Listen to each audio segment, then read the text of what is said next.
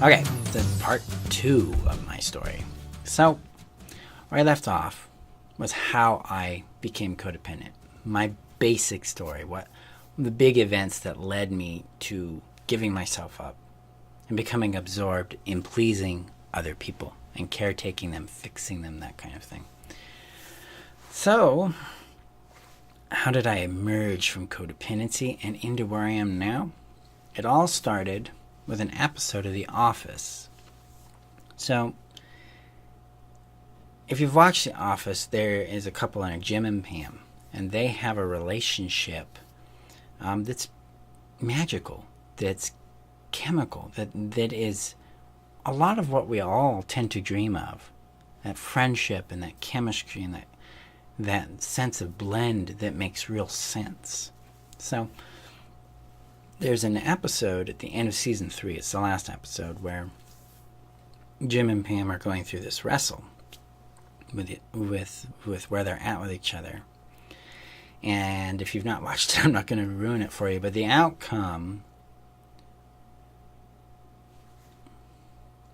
made me really stop and think about where I was at with my marriage. Now, a couple years before this happened, I'd come to realize that I had married someone I wasn't in love with. And now, talk about a selfish thing to do, right? Just one of those decisions that pleasing got me into, because I figured out, okay, someone was interested in marrying me. Now I could please the expectations of my leaders. I could please the expectations of my parents. I could please the social expectations, because marriage is a very big expectation in Mormonism. And so I married her. She was an option that made sense to me, so I went with it. And in that course, I lied a lot. I lied about loving her. I lied about my intentions. And that was very, very narcissistic and abusive of me. Now, notice codependency and narcissism aren't exclusive. They can overlap a bit, because we pick up the narcissistic tendencies from basically our mentors, which are our parents or our caregivers, or even our spouse or our significant other that is narcissistic, because we see the value, the way it protects us in it, but we ignore the harm that it causes. You'd think that it's almost backwards to think that codependency can have narcissistic attributes. But it makes sense when you look at it as a spectrum. Ross Rosenberg, in his book, The Human Magnet Syndrome, looks at narcissism and codependency as a spectrum. And they're the bookends. They're the extreme sides of the spectrum. And in the middle is interdependency, which is where healthy relationships thrive. So, shift here. Sometimes people in these roles swap because the dynamic changed. Now someone's chasing someone else, and then they swap and they're chasing the other person. So it's not unusual in your healing and your growth to realize, hey, I've got this now, this selfish attribute here I need to work on and get deep on, so I can get my need met in a way that's healthy and kind and loving. So here I am, a few years before that moment, realizing I had married someone I wasn't in love with, and then I shut it down. The prospect of divorce, the prospect of being alone again, dealing with that loneliness, the pathological loneliness that comes with codependency, the terror of disappointing people that I relied on for feeling lovable, that made me go right back in line and try to be the perfect husband.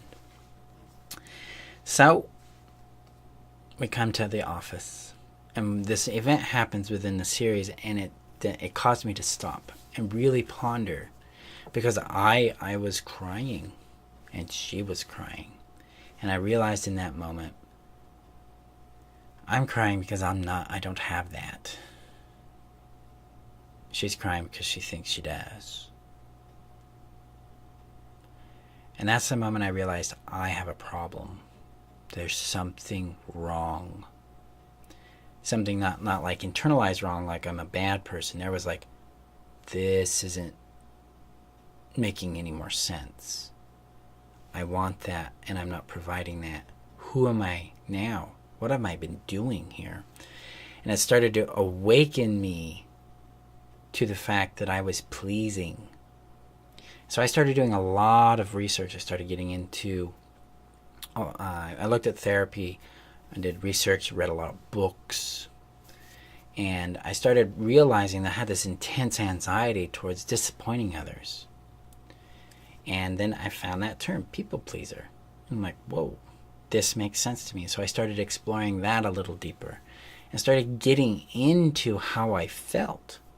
Started leaving this numbness I created and really making contact with my emotions.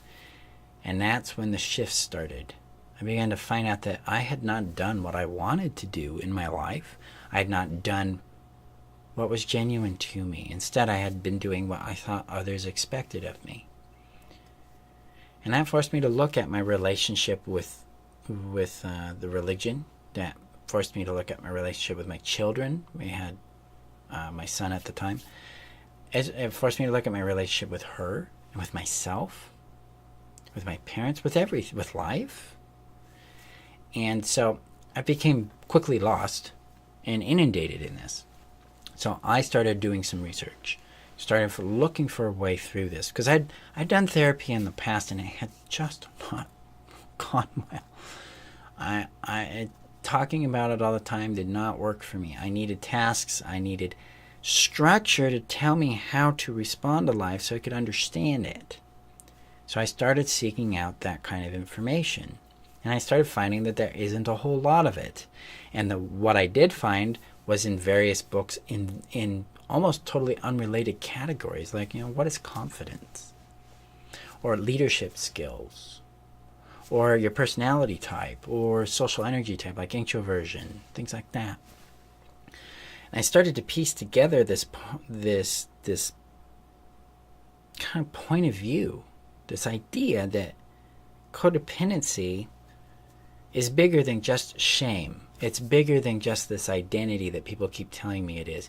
It's bigger than just pleasing others or giving ourselves up. And then I read a book called The Absent Mother. And that really kind of woke me up. And I'm like, whoa, this is what I've been missing. Because I made contact with these concepts of how confident children are fed emotionally and verbally and physically versus the children who emerge as adults as insecure. And so this got me thinking about that. I'm like, okay, there are things that I've been missing. What are those things? And I started identifying those things. By this point, my marriage was well on the rocks. We were not doing well. Divorce had been discussed repeatedly. And the economy is collapsing. A lot of things were going wrong. And at this point, I had been in an apprenticeship for just almost 2 years. So we're going to back it up a bit. In 2007, I went looking for very specific help with my anxiety and my depression at the time. And in August of 2007, I ran into a program called the Super Achiever Coaching Program by Stu Lickman. I enrolled in it, and it started teaching me all these tools about how to deal with my subconscious mind. Okay, and I'd heard this before because The Secret was a popular thing, and I'd gotten into that a bit. And then I started really dealing with my emotions, the emotional body, the subconscious mind there. It's like, oh, I don't know what's going on, but there's something really big here. And so he referred me to Robert Wu Duan, who had become my first mentor. And him and I worked together for just over 2 years, where I apprenticed under him to learn how to work with emotion and trauma in the body while also healing myself. And in tandem with that, I also met my second mentor. His name is Robert Bilton. He is a relationship therapist out of Manitoba, Canada. And he taught me a lot about the structure of healthy relationship and healthy relating. And it's these two components plus that book that began to enlighten me to what I lacked and what I needed and what specifically we as codependents really face in leaving codependency and emerging into a thriving sense of self. I didn't know it at the time, but I was beginning to discover the 10 laws. I was beginning to forge a mindset of curiosity, which is law 2. I was beginning to understand what it took to thrive emotionally, which is law 3. I was well into understanding who I am, which is law 4. I was beginning to play with the idea of embracing myself, that's law 5. And I had begun to take the courage to accept myself and then choose myself first, which is law 6. Notice law 1 hasn't come up yet. It comes up. It just comes up in a way that was really, really uncomfortable. So at this point in time, I'm starting to see this understanding and the structure of things. And my brain's going, there's a way through. If I can start meeting these childhood needs, if I can start to understand what it is to love and be loved, I can get through this. I can stop pleasing others. So that is the emergence of me coming through this. Well, when I stopped pleasing others, I had to get honest too with what was really going on. And that started with my marriage. My marriage then concluded in a divorce that was fairly amicable. Then I had to get in relationship with my children. How was I being a good father? Was I even showing up? What was I doing that gave them a sense of love and security, that I valued who they are, their presence, and their existence? And I made changes to show them that. And that started teaching me the principle of ownership. I started going, wow, these are my things. They're no longer something I can blame on my parents or I can blame on somebody else. I needed to own my feelings. I needed to own my shortcomings. I needed to own my choices. I also needed to take action on my desires. Now, that's the emergence of ownership. And that really became concrete in February of 2012 when I made a big social mistake and I hurt a lot of people. And the individual I had been dating at the time put it to me very, very plainly. You're up to your eyeballs in thinking you're a victim. Stop it. And that forced me to really get into a gut check. It's like, where I'm missing something. And so I got really deep on the concepts of personal autonomy, of ownership, and this principle of swallowing glass, where we take ownership of things that are really difficult that we've done, and we begin to explore them rather than get defensive or stuff them, or put lipstick on a pig. It's more like honestly dismantle it and get into relationship with ourselves about what we're really doing, where we're really coming from. That's where ownership began to emerge, and that's where Law 1 really took place, came to form for me, and then Law 7, deliberately relating with others, came into view rapidly after that. Because I realized that my relationships were still coming from a premise of me using pleasing to get what I needed rather than me showing up from my heart. Because I didn't believe anybody really cared or loved about my heart, even at that point. I mean, people had said they loved me. I felt a lot more relief from shame, but I was not feeling a sense of love for me. So I had to go deeper into that and understand that what is love? And that's where more of Law 5, embracing you, comes through. So, see, the laws came through real-world experience, both through my apprenticeships, through my studies, but also through my application. At this point in time, I had been doing a lot of healing work professionally. I had started Free the Self. At that time, it was gainhealing.com. And we were working a lot with people and help them expand outside of their trauma, outside of their shame, and outside of their pain. And I had been noticing this interesting pattern that as they got healthier, they also didn't just magically inherit the skills by which to have healthy relationships. They needed those skills too, so I started training in those, like nonviolent communication, conflict management, and revisiting the training I had with Robert Bilton in those things, and then building out with further training on that. So that's the emergence of me out of codependency. I started to see this very, very deep change in me.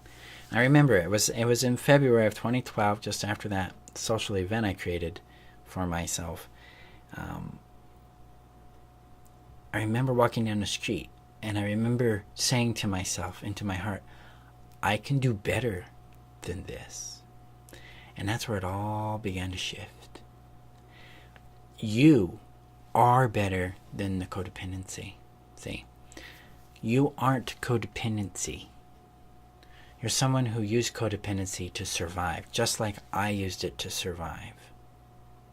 You're someone who deserves love, just like I do. And you are someone who is loved and will be loved, just like I am. But it's to emerge from codependency means we take ownership of our love, and then we begin to understand it. We have to go through experiments and dealing with our pain to really get in contact with this. That's one of the major things I gained from my apprenticeship with Robert Wu Duan. Love your pain. Make space for your pain. Hold the pain. Allow it to be. And paradoxically, you think that loving ourselves would be getting rid of pain. Loving ourselves is accepting our pain. It's going, I'm in pain and I care about it. Compassion is an act of love towards that pain, towards ourselves. This is where we learn that our feelings actually do matter because we value them. We respect them. They matter to us. See, we want to feel love for ourselves. We want to feel respect for ourselves. We got to start respecting our feelings. We got to start connecting with the reality that we emotionally matter. We are valued emotionally. That's what I discovered there. That's love coming back in. That root that I developed, or that concept of being bad or evil I concluded on when I was 5, began to break apart. It was painful, it was scary, but it was enlightening and it was relieving too. Because if I'm love, then I can connect with others, and others can connect with me. And then there was this moment where I realized that the love I had felt for maybe others, like friends, my children, lovers, they felt that for me too. If I could feel that way about someone, someone else had felt that for me. When I was able to get that self-referenced point of view of, wow, someone feels that way about me, it opened me even further. Because my love was no longer toxic or unwanted or bad. Because I really believed it was unwanted, toxic, and bad. My love was desirable. My love is desirable. My love is wanted. And my love is valuable. Yours is too. And that's what I hope for you to start experiencing and gaining with my work here on Free the Self, my work in the 10 Laws, my work in the Facebook group. And if you enroll in Foundation, you actually get to go deep with me as your guide into understanding and experiencing that. Because remember, love, or codependency, is a coping mechanism for love neglect. It's the lack of love. When we start to imbue love back into ourselves and learn to feel it and hold it and allow it to be, it all begins to shift. And then all the 10 laws start to make sense. Like, well, if I love myself, of course I'm going to own what I do. Because I also care about how I impact other people, but not without giving myself up, but because I matter too, and they matter too. So my choices become much more deliberate. My actions become very, very deliberate. I start asking for what I want, rather than avoiding it or doing it myself, or doing it passive-aggressively. I ask. If I want something, I ask for it. And I deal with the rejection. Because rejection even shifts. You're no longer rooted in this idea that rejection says you're not worth it. Rejection says we don't fit. And this fosters this mindset of abundance too. So, okay, I don't fit with that person, but that doesn't mean anything. There's always another opportunity, and there's also more quality opportunities ahead of me. So then I can click with love again, because it references back to that. It sounds cliche, but it's very, very real when you start to really feel it through embracing yourself and choosing yourself first and honoring who you are based on how you on what you know about yourself, all the way back to choosing, owning yourself, occupying the space that is you, being your own personal authority. This is the 10 laws in action. That's why I call them laws, because when we follow them, they create sustainable change that's obvious to us.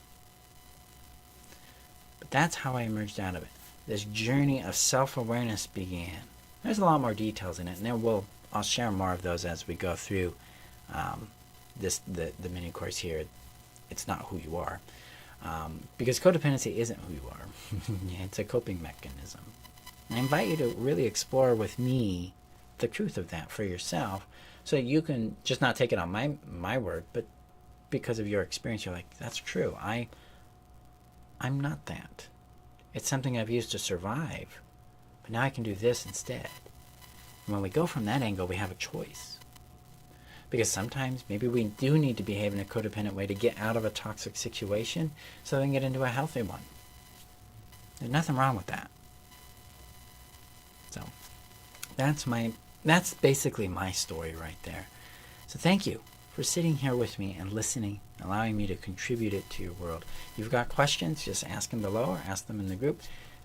If you're ready to thrive beyond your codependency, if you're ready to make the jump, rather than cope with it, rather than feel it out or explore or study more, but you're ready to take action and transition, click on the foundation course link below and join me in this, because the power to change is very simple. It's already in you. I show you how to use it. I lead you through it. And it's an amazing process. Okay. Thank you guys. I appreciate you again for spending your time with me. Thank you from my heart. Have a great day, guys. Bye-bye.